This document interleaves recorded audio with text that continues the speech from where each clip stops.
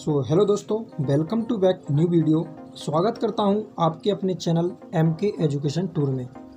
आज हम इस वीडियो के अंदर देखने वाले हैं कि द्विघात समीकरण क्या होते हैं। इससे पहले की वीडियो में हमने देखा था कि समीकरणों को कैसे हल किया था गुणनखंड विधि द्वारा।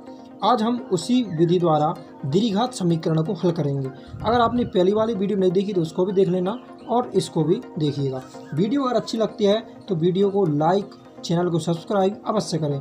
तो चलिए ज़्यादा देरी न करते हुए हम वीडियो को प्रारंभ करते हैं। जैसा कि हमको यहाँ पे द्विघात समीकरण दिया हुआ है, सबसे पहले हम इसको समझने की कोशिश करते हैं। हमको दिया है द्विघात समीकरण 2x² + 7x + 6। अब हमको क्या है कि द्विघात समीकरण में सबसे पहले गुणांक समझा जाता है। गुणांक का मतलब आप सीधे सीधे समझ सकते हैं,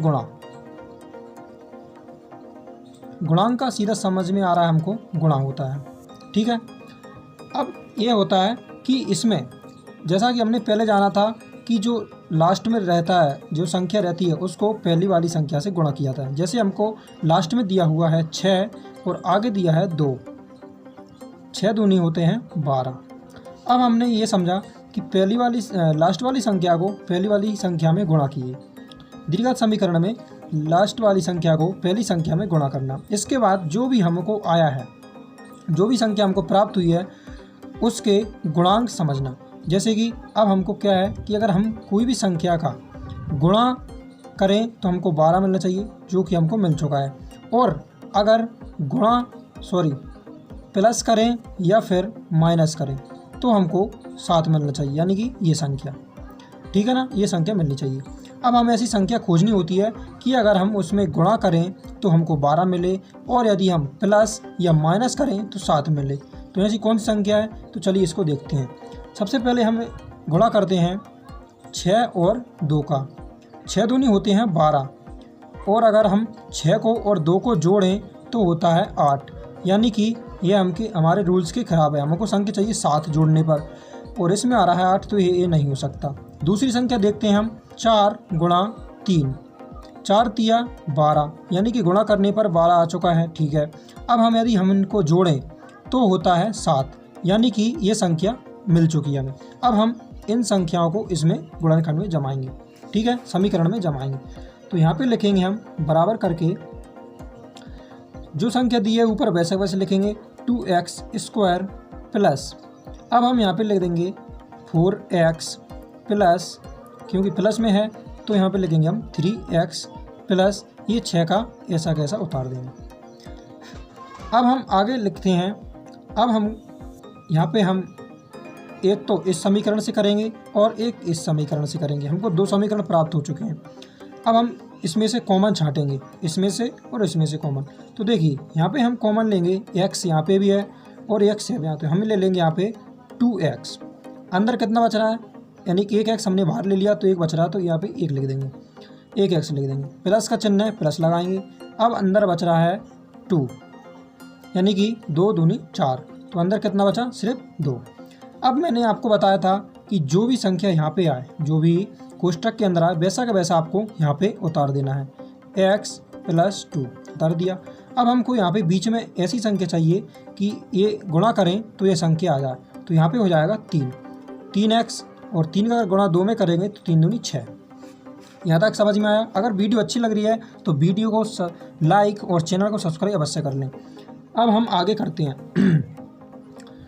आगे हम कॉमन लेते हैं इसमें से। यहाँ तक आपको समझ में आ गया। अब कुछ नहीं बचा, जो भार है उनको एक जगह लिख देंगे और कॉमन को एक जगह लिख देंगे। तो यहाँ पे दिया है 2x + 3, एक ये आ गया और इनमें से ये दोनों सेम है, यानी कि ये कॉमन है, तो एक इनमें से कोई सा लिख देंगे, x + 2। तो ये हमारा फाइनल आंसर हुआ। तो आई होप ये आपको समझ में आया होगा। द्विघात समीकरण इसी प्रकार हल किया जाता है, ठीक है ना। सबसे पहले दोबारा को समझाने की कोशिश करता हूँ। सबसे पहले लास्ट वाली संख्या देखिए, उसको पहली संख्या में गुणा कीजिए। हमने गुणा किया, 12 आया। अब हमको 12 के गुणांक चाहिए, तो हम 12, यानी कि हम कोई भी संख्या में गुणा करें तो हमको 12 मिलना चाहिए, और यदि हम उनको जोड़ें या फिर घटाएं तो हमको 7 मिलना चाहिए, जो बीच वाली संख्या जहाँ पे दी हुई है। तो हमने यहाँ पे गुणा किया, 12 मिला। यदि हम इनको जोड़ें 4 और 3 को कितना आया, 7, तो हमको 7 ही चाहिए होते। अब 2x² ऐसा कैसे लिखा, 4x प्लस 3x लिखा, 6 ऐसा लिख दिया।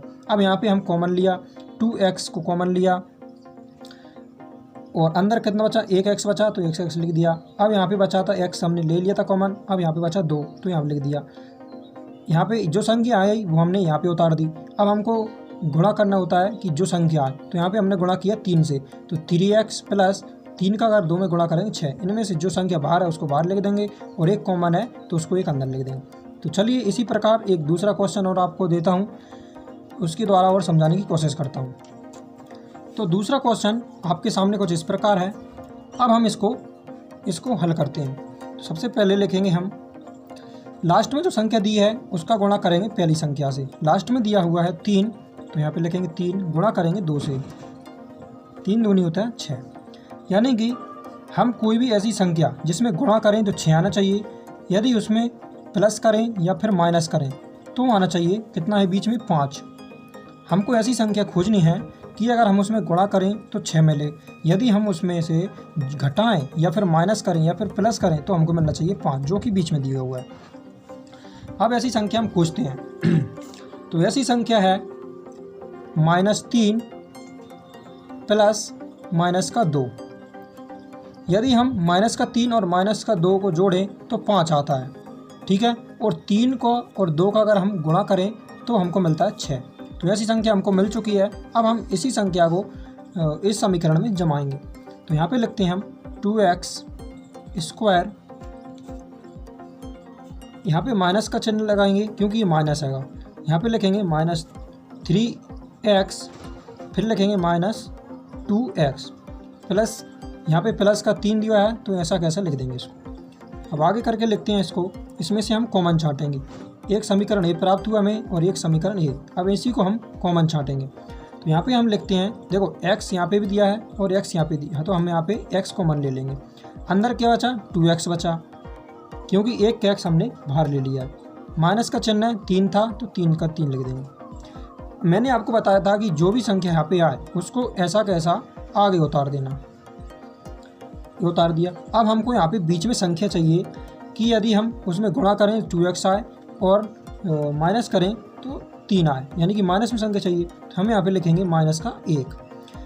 यदि हम इसमें गुणा करेंगे तो यही की यही संख्या इसमें आएगी। बराबर करके लिखेंगे, जो हमको बाहर दिया है उसको बाहर लिख देंगे और जो कॉमन दिया है उसको अंदर लिख देंगे, ठीक है। तो यहाँ पे आता है x -1, ये हमने बाहर की संख्या लिख दी।